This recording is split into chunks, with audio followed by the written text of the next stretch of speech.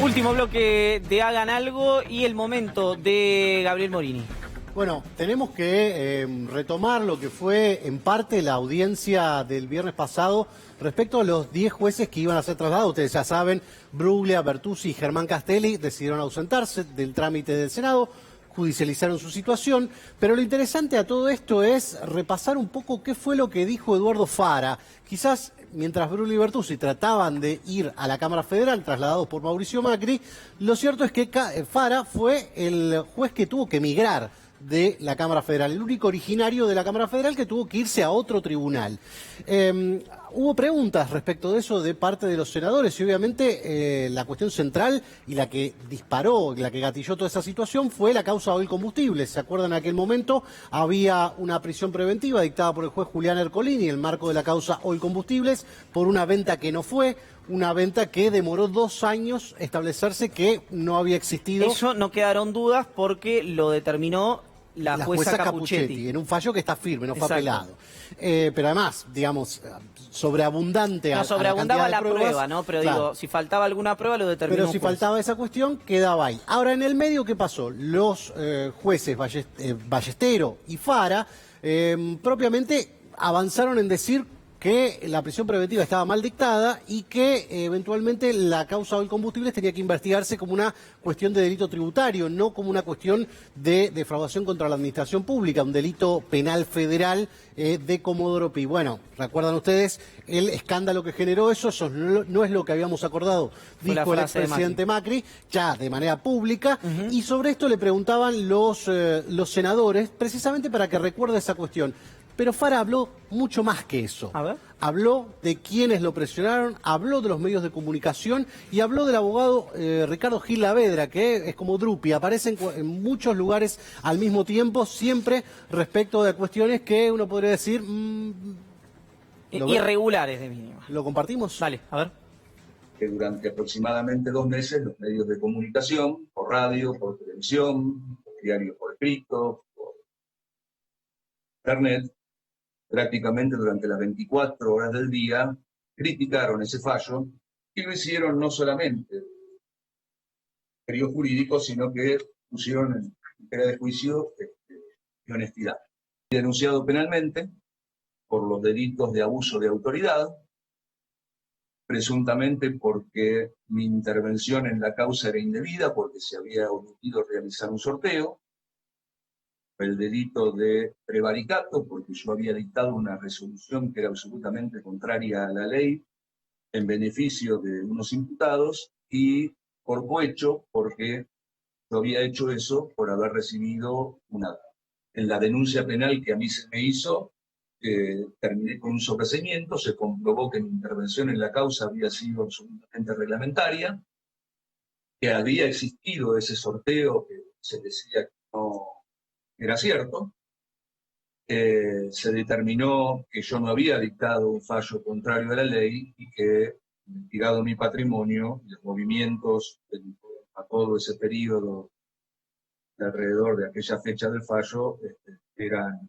regulares.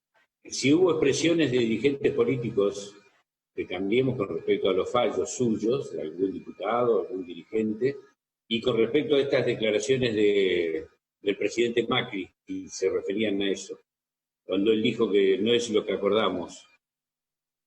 Con relación a lo primero, sí, por supuesto, hubo expresiones de todo tipo. Recuerdo, por ejemplo, una que me llamó la atención, pero bueno, era parte en el proceso, era un abogado del proceso, era el abogado de la FIP, y que especialmente me llamó la atención porque había sido juez de la Cámara Federal donde yo estaba. Era el doctor Gil Lavedra. Esa es una opinión que la recuerdo ahora en este momento. Y respecto de la frase del expresidente Mauricio Macri, sí, obviamente la recuerdo, y la verdad que me llamó la atención porque yo no había acordado nada, ni con él ni con nada. A ver, cuesta decirlo, y ahí tenemos en pantalla a Fara, uno de los tipos, si se quiere, más curtidos del ambiente de Comodoro Pi.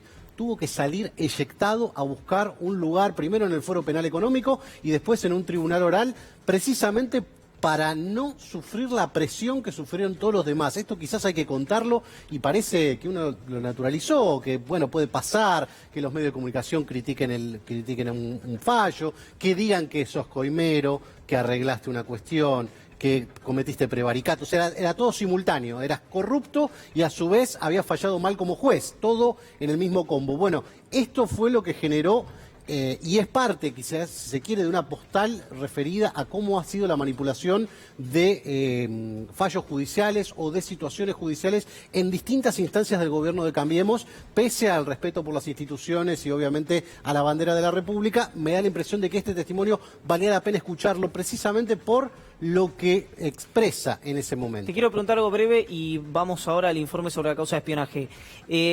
Había una presentación que habían hecho, un persaltum ante la Corte, y creo que fue en el diario Clarín que leí que la Corte presuntamente validaría, les daría lugar a esa presentación. Hoy la cuestión es una moneda en el aire. Estamos hablando de Bruglia Bertuzzi y el pedido de persaltum. Hasta ahora todos rechazos, todas negativas en el Fuero Contencioso Administrativo Federal, lo que es muy importante desde el punto de vista de lo que son los antecedentes. Y algunos me dijeron, ¿puede haber habido algún error material de los jueces Bruglia y Bertuzzi de haber demandado el Consejo de la Magistratura en vez de demandar al Senado y al Poder Ejecutivo en lo que son sus traslados? Es una cuestión. Los que dicen que esta cuestión se discutió el jueves y el jueves no hubo fallo, no conocen nada de cómo anda la Corte, ¿sí? Del tema se habló el martes pasado y probablemente se hable esta semana.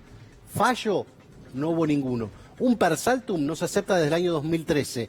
Tiene que estar muy bien técnicamente, me dicen a mí, respecto a cómo es las condiciones para aceptar una de estas cuestiones. Ahora, si avanza todo el proceso judicial de lo que son sus cargos y demás, es otra historia.